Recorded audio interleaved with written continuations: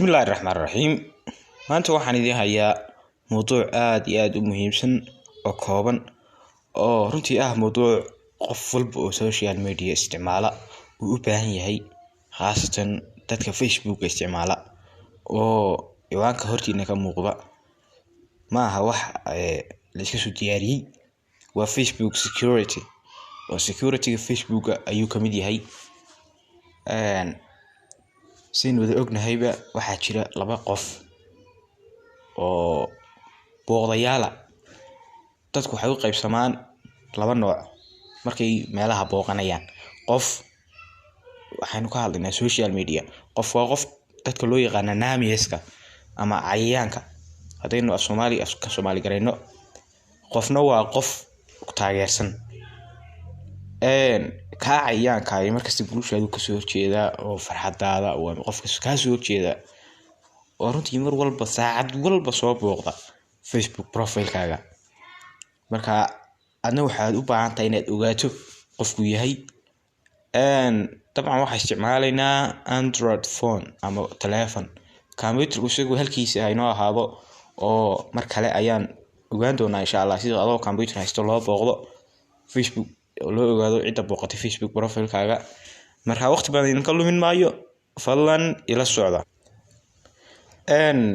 halkan ayaad imanaysaa, waxaad tegaysaa Google Play Store markaad timaado halkan ayaad tegaysaa, waxaad ku qoraysaa profile tracker. waa kan profile tracker waa qoraalka u horeeya. click baan siinayaa.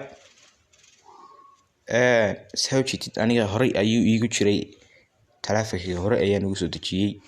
marka open ayaad leedahay, haduusan kugu jirin aad soo dejisanaysaa. marka waan galay, labadan option buu ku saarayaa. haddaad aan Instagram leedahayna Instagram-kaasaad analyze oranaysaa, haddaad Facebook u jeedina Facebook-kaasaad oranaysaa. marka dabcan mowduuca imkaan u jeedno waa Facebook ayaan click siinaynaa.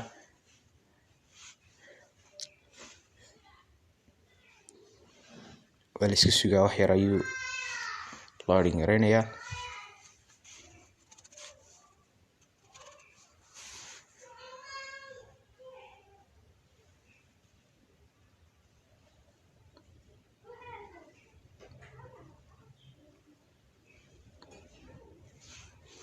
halkan ayuuna keenay oo profile tracker. aniga horey iigu jiray application-kani.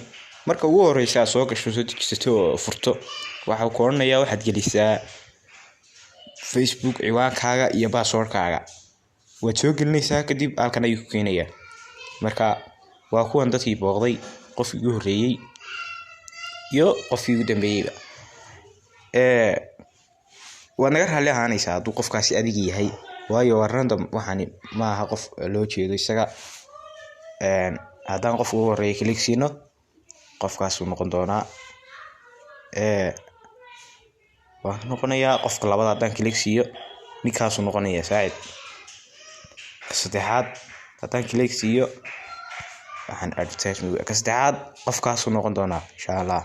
marka ka afraadna marka dad wada iska asxaab nahay oo inta badan aan ku tilmaami karin dad iga soo horjeeda inay yihiin. marka insha Allah dadka inta kale aad dhamaysan. magacaygu waa Saleeman Sheikh. insha Allah cashirka xiga intaan ku kulmi doono waxaan idinkaga tegayaa. wassalaamu calaykum waraxmatullaahi wabarakaatuh.